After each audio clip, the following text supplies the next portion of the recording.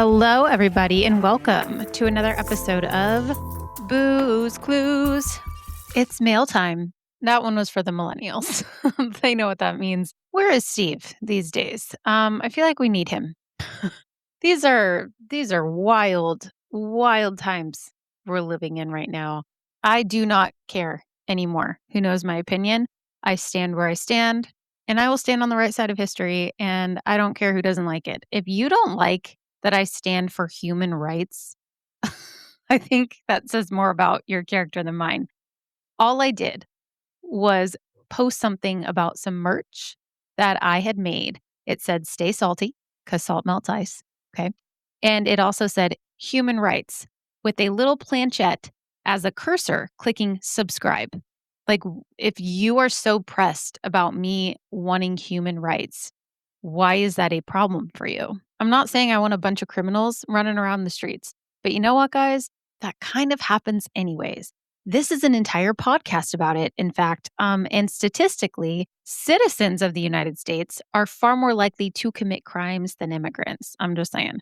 And also, statistically, a lot of the people that are being detained by ICE, about 85% of them have no criminal record, like at all. I also really am not a fan of people being shot to death in the middle of the street.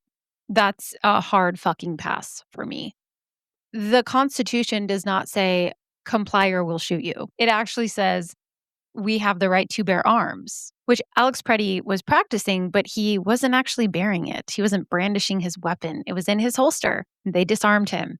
And then they shot him not once, not twice, but 9 fucking times. Excessive abuse of power. That is such excessive force. It is disgusting. This kind of thing should not happen. They treated Kyle Rittenhouse like some kind of freaking hero.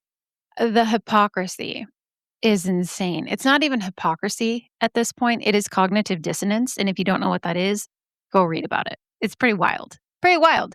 I'm so tired of it. I'm at my breaking point. I'm about to start my own damn organization, Breaking Point USA. Our mission, human rights. Our values, facts, empathy, actual history, and absolutely losing our shit over injustice. Like, I'm just so done. So done with hypocrisy. And I know that for a lot of people, it will never get through to them. A lot of people are just really ignorant. I posted, my merch on my personal Facebook, and I posted it on my Instagram, and I was getting hate mail, actual genuine hate mail from people who claimed to be my friend. I lost friends because I posted t-shirts saying that I subscribe to human rights. That offended them so very much that they had to unfriend me, which is fine. I don't want those kind of people in my life anyways, if you cannot just give people basic human decency. I just think it's crazy that people lose it when someone's being a decent human.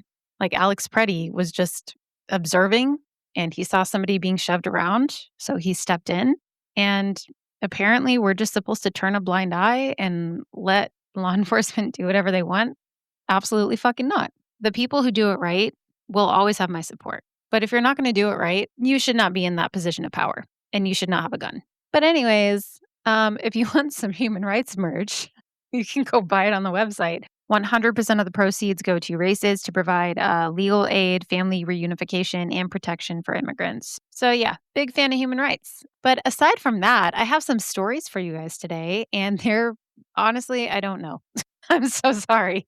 I don't know what they say. It has been so crazy around here.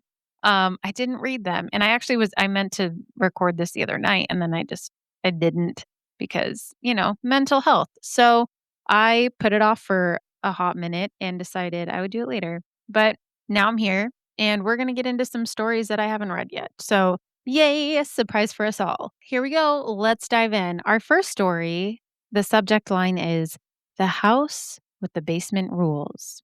Hi, Taylor. My name is Amanda. I heard your Booze Clues episode last week while driving home from work, and it unlocked a memory that I've tried not to think about for years. Amanda says, I really love your podcast. A coworker put me onto it, and now it is basically my ritual on long commutes. Thank you, Amanda. So I have attached my story for you. I hope it makes it on the pod. I grew up in a small Midwestern town where everyone knew everyone, or at least pretended to. When I was in high school, I started dating a guy who lived just outside town in this big, outdated farmhouse surrounded by woods. The first time I went over, his parents were polite but distant. His dad barely spoke. His mom smiled constantly but never made eye contact. Okay, that's weird. Before they left us alone, his dad paused at the stairs and said very casually, quote, "Basement is off limits, ever," end quote. I laughed because I thought he was joking. No one else laughed. Over the next few months, I noticed things that didn't really sit right. Black and red candles stored in the kitchen cabinets, symbols carved into wooden beams in the garage. Books that weren't religious exactly, but they weren't normal either. Latin phrases, diagrams, circles drawn in pencil. The basement door was always locked. Always. One night, while we were watching TV in his room, I heard chanting. It sounded like it was coming from under the house. When I asked him about it, he went kind of pale and told me I was imagining things. But I knew I wasn't, and that response really freaked me out. A few weeks later, he ended up breaking down and telling me the truth because I would not leave well enough alone. And I really should have. Oh God, were they like Satanists? But like not real Satanists, like fake ones who sacrifice shit. She goes, he broke down and told me the truth, or at least his version. Oh, here we go. His parents were part of a, quote, group. They didn't call it church and they didn't call it a cult, but it was pretty culty. They said they were, quote, seeking truth outside false morality, end quote. He told me that they met once a month, always at night and always downstairs. He was never allowed to watch, but he had to stay in his room until morning. What the fuck? He also told me that animals had gone missing, what? In the area for years? Oh my God. She says pets, strays, even livestock. People whispered about it, but no one ever proved anything. It's proof enough for me. She says the final straw came when I stayed over one night. Around 3 a.m., I woke up to the smell of burning wax mixed with something metallic. Oh. Then I heard footsteps on the stairs and then knocking, but not on the door, on the ceiling beneath us. Slow, deliberate knocking, like someone knew exactly where I was sleeping. I didn't scream. I didn't wake him up. I just laid there frozen until morning. I do not blame you. I left the next day and never went back. We broke up very soon after. Years later, I found out that the house was sold suddenly after some kind of investigation that never officially went anywhere. No charges, no records, just rumors. I still don't know what they were doing in that basement, but I know this. Whatever it was, it knew I was there.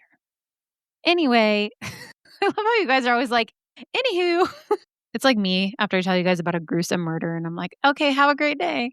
Oh, anyway, thank you for letting me share. Your show makes people feel brave enough to talk about things they usually keep buried. Oh, well, I'm very glad I can do that for people. Stay spooky, Amanda. First of all, I want to tell you, Amanda, the second I read your name, I wanted to say, Amanda, please. And if you aren't a millennial, you're not going to get that either, probably. But that was the Amanda show with Amanda Bynes. Secondly, what the fuck? What is that? What was that? I'm pretty sure that they were in a cult. They were 100% in a cult, and they were doing some weird satanic shit. And honestly, that just sounds like fake satanic stuff. That's all for show and performance. That's not actually what any of those guys stand for. Not that I'm a Satanist. I've been accused of being one, for sure. Uh, People see tarot cards and they're like, devil, but that's their problem. So that's quite a story, Amanda. I'm so glad you broke up with that guy because who knows what they were into. Even if it wasn't like weird dark shit, it was still really bizarre. That makes me uncomfortable. Okay, story number 2. This subject line is the man who watched me pray. Hi, Taylor. I'm Mark. You can use my name. It feels weirdly important to own this. I found your podcast through TikTok and ended up binging 3 episodes in one night. Damn, Mark. You were a real one. During one of your episodes, you talked about shadow people, and my stomach dropped because I had something similar happen. I've had sleep paralysis on and off since I was a teenager. I know what it's supposed to be: the pressure, the fear, the hallucinations. That's why this experience doesn't really sit right with me. I woke up around 3 a.m. one night, unable to move. My room looked exactly the way I'd left it. No weird warped shadows or flickering lights. It was just quiet and it looked like my room. But then I realized I wasn't alone. There was a man standing in the corner of my bedroom, not shadowy and not distorted. It was very solid and very real. He wore dark clothes and stood with his hands folded like he was just waiting for something. Me? Was he waiting for me? He didn't speak. He didn't move. He just watched me. And I also didn't speak and didn't move because I couldn't. My heart was pounding so hard I thought I might pass out. Out of pure panic, I started praying in my head. I hadn't done that in years, but it felt instinctual. And that's when the man smiled at me. Not a wide, happy smile, not even a threatening smile, really, just enough to let me know he noticed that I was praying. He then tilted his head almost curiously, like he was listening to me, but I was praying in my head. It's like he turned his ear to listen to my thoughts. Oh my God, I hate that so much. I've always had a fear that people can read my mind. Is that weird? Think positive thoughts. This is terrifying. Okay, sorry, back to the story. The pressure on my chest grew heavier. My ears rang, and I tried to scream, but nothing came out. I tried to move my fingers, but I couldn't. And then the man spoke, but it was in my head. What? You heard him talk in your head? Nope. Nobody fucking nope. It said, quote, "That won't help you," end quote. I don't remember falling asleep again. I just remember hearing his voice and then waking hours later, soaked in sweat, my body finally being able to move. The corner of my room was empty, and I told myself it was just another episode, my brain misfiring. But when I checked my phone, it was 3:17 a.m. and my notes app was open. The last thing written, time-stamped during the paralysis, was a single sentence that I don't remember typing. It said, quote, "He doesn't like being prayed to," end quote. I slept with the light on the rest of the night. And by slept, I mean sat there with my eyes wide open, terrified to go back to sleep. Yeah, I would too.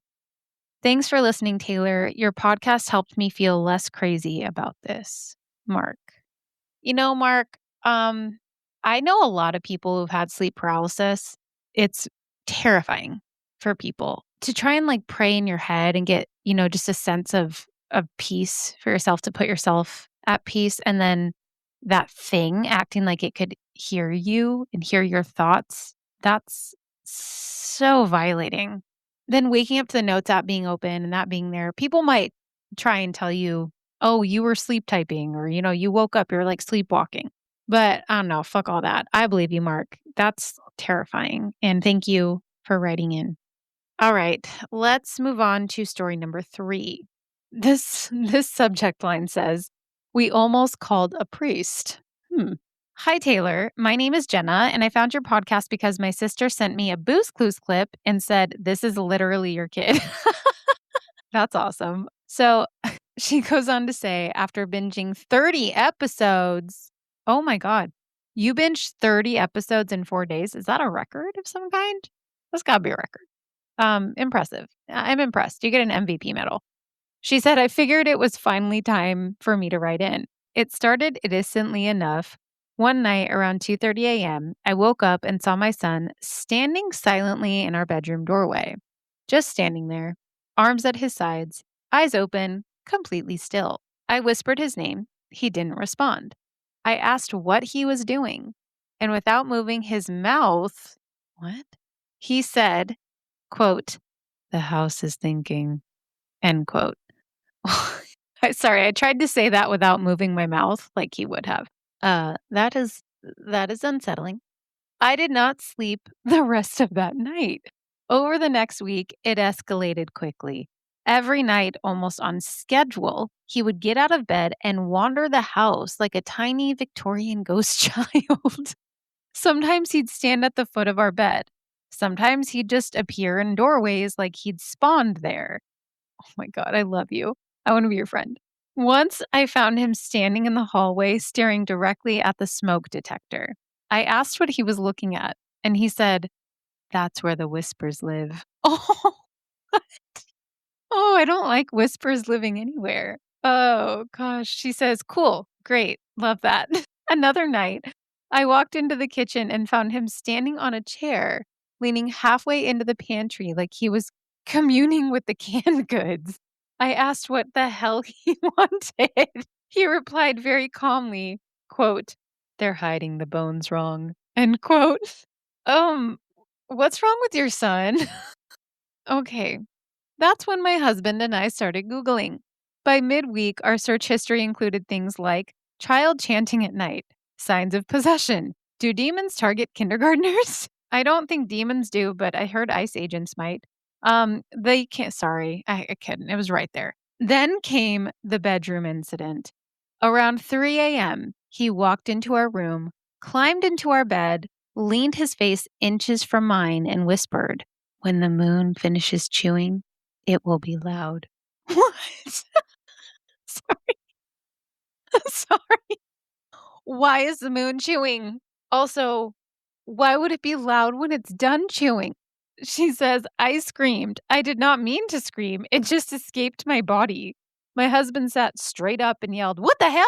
While our son slowly backed out of the room like he just delivered a cursed prophecy. Ew, he backed out of the room? Oh no. She says the final straw came 2 nights later. This wasn't the final straw for you? Anyways, the final straw came 2 nights later when we found him sitting cross-legged in the hallway, lights off, chanting what sounded like Latin. He's 5. He doesn't know Latin. Yeah, I would assume not. We were done. We had a full crisis meeting in the kitchen at 4 a.m. We discussed calling a priest or a medium, or at least some lady in the neighborhood named Cheryl who owned crystals and definitely had opinions about Mercury retrograde. Hi, it's me. I'm Cheryl.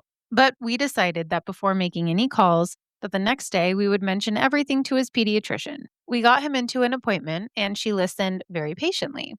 She then asked us one question. "Does your son sleepwalk?" My husband and I looked at each other like it had never crossed our mind. That night, instead of panicking, we gently just guided him back to bed and asked what he was dreaming about. And without opening his eyes, he said, quote, "I'm a wizard. I live in the walls. I can't be late." End quote. Well, at least now he's a wizard. Is he a Gryffindor, Hufflepuff, Slytherin? She says, turns out he had just been sleepwalking. And for whatever reason, his mind comes up with some bizarre shit to say when he's asleep. He's 12 now. He eventually grew out of it. But to this day, if he stands silently in a doorway, we still tell him, "Absolutely not. Go be possessed somewhere else." I love that. Thanks for giving parents a place to trauma dump their paranormal adjacent experiences. Stay spooky, Jenna.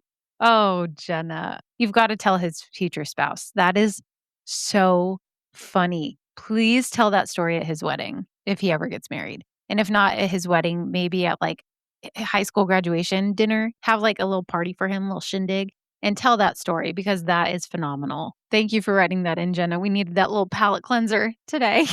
All right, let's move on to story number 4. Our subject line is Emily knows who stays late. Who's Emily?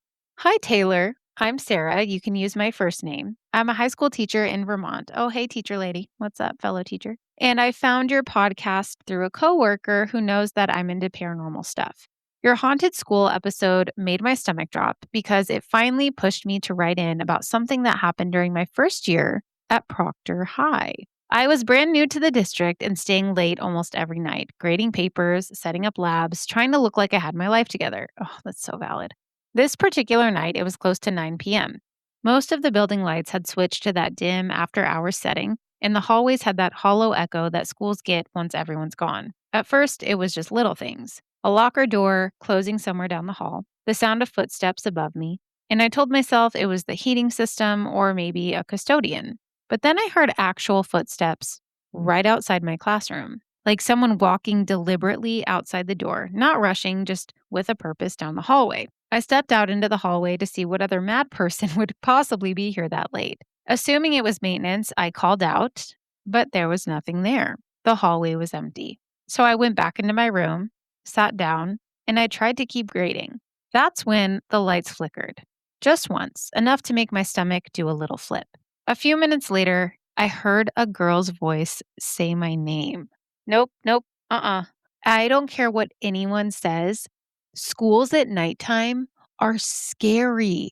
She says, not shouted, not whispered, just a normal volume, like someone standing right behind me. Oh, God. I turned around so fast that my chair hit the desk.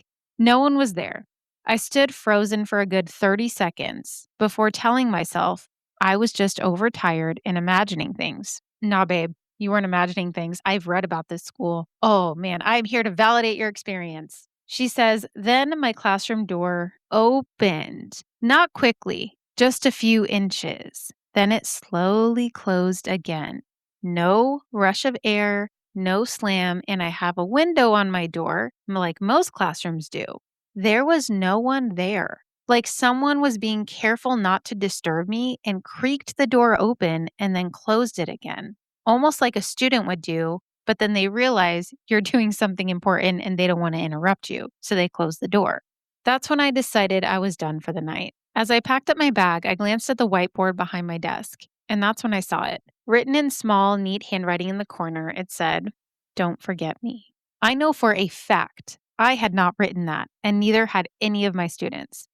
The next morning, I mentioned it to another teacher, trying to laugh it off. She didn't laugh. She just nodded and said, "That's Emily." Oh, okay. It's just so casual. Apparently, Emily is well known around the building. Teachers talk about hearing footsteps, doors opening and closing, voices calling out after hours, and some have felt someone brush past them in empty hallways. Others have come back to erase boards or move chairs. They say that Emily doesn't like being ignored. I still teach there, by the way, and I still love my job. But I don't stay late alone anymore because Emily isn't scary in the way that movies make ghosts scary. She feels aware, like she's always watching. And I don't like that. Thanks for everything you do, Taylor. Your show makes people like me feel less alone when something strange happens. Sarah from Vermont. Oh my goodness. I want to go there so bad. That just confirmed everything I've ever heard about that place. That is incredible. Honestly, I get that you would be scared of Emily. That's pretty creepy. But I can't help but feel a little bad, right? For her. Like she's probably stuck there. Should we do a seance for Emily? You guys, let's all go to Vermont. Let's try and get Emily to cross over. Anywho, thank you, Sarah, for writing that in. That is an incredible story. All right, you guys, this is our last story. And the subject line is "We partied with him." I already don't like it. I already don't like that. That sounds ominous. Here we go. Hi, Taylor. You can keep me anonymous. No problem. I don't usually write into podcasts, but your true crime episodes hit close to home, and I feel like I needed to get this out somewhere. I knew Robert Chambers before Jennifer Levin was murdered. I'm sorry. What? Robert Chambers? As in the preppy killer, Robert Chambers. Uh, okay, here we go. Like I said, I have not read these ahead of time. So this person says, I knew Robert Chambers before Jennifer Levin was murdered. Through parties, through friends of friends, through cramped apartments filled with cigarette smoke and music that didn't shut off until morning. He was just always around. He was very charming, very well dressed, very confident in that effortless prep school boy way that made people lean in and gawk at him. Girls liked him, guys wanted to be him. He had this polished presence that made adults relax and made everyone else excuse the things they probably shouldn't have. He wasn't loud and he wasn't sloppy. He was pretty controlled from what I remember. I remember watching how he flirted, how he could make someone feel special and small in the same conversation. What a douche. How he spoke about women when they weren't around. How he always seemed to land on his feet no matter what. At the time, we thought he was just another rich kid with an attitude. But then Jennifer Levin was found dead in the park. Central Park. You probably know the story.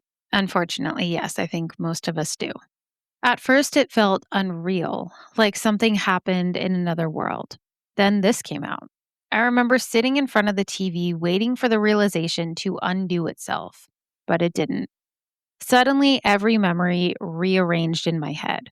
The entitlement, the temper flashes, the way consequences never seemed to stick to him.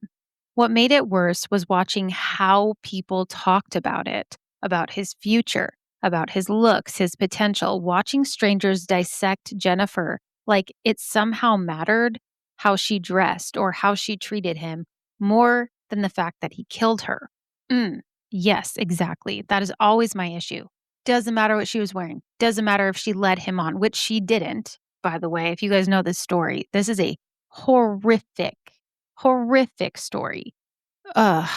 It was really disgusting to see how people talked about Jennifer and tried to place the blame on her instead of him. He was the problem. He did this to her. He had the scratches all over him to prove that he was guilty. Finally, he was arrested, he was charged, and he was convicted. Still, somehow, he stayed the center of sympathy in too many conversations. I don't know how, but people at school still thought that he was innocent. Mm, I hate that. I hate that so much. Years later, I read that he had been released. Yep. Quietly. No cameras, no outrage, just back out there, older, quieter, but free. That's what keeps me up at night. Not that I once went to parties with a killer, which is also wild, but that the world eventually just made room for him again. Jennifer Levin never even got that chance. And the rest of us are left knowing that sometimes the most dangerous people don't disappear. And sometimes, even though they go where they deserve, they don't stay there as long as they should. Hmm. They just fade back into the crowd. Thank you for telling these stories with respect, Anonymous. Thank you for writing that in. That is a harrowing story. I will probably cover that story eventually. It's pretty well known, I think in the true crime community at least, but it is a lot. I appreciate that you wrote in from your perspective, and it's very interesting to hear what these people were like, at school in their everyday lives. Because then we look back, they say hindsight's 2020. You said you looked back and then suddenly you could see the temper, you could see all of that, which I think is always very important to keep in mind. Somebody could seem really charming, really wonderful. Honestly, when I see someone who's like super, super charming, I'm immediately suspicious of them because I'm like, why? What are your motives? It just doesn't sit right with me. But I really love that you guys feel comfortable enough to share your stories here. And I hope that you continue to do so. But if your child is sleepwalking, talking about the moon chewing, please ask them why it would get louder when they're done chewing. I'm just curious. Honestly, guys, these were some really amazing stories. I never get bored of these. I don't. I love them so much. Thank you guys all for writing in. And that's all I have for you today. I hope that you all continue to be wonderful human beings and that you continue to stand up for what's right.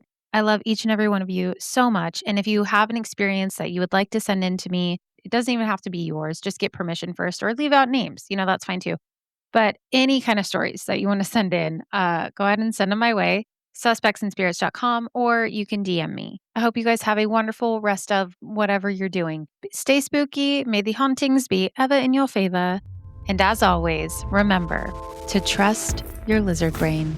Until next time, goodbye.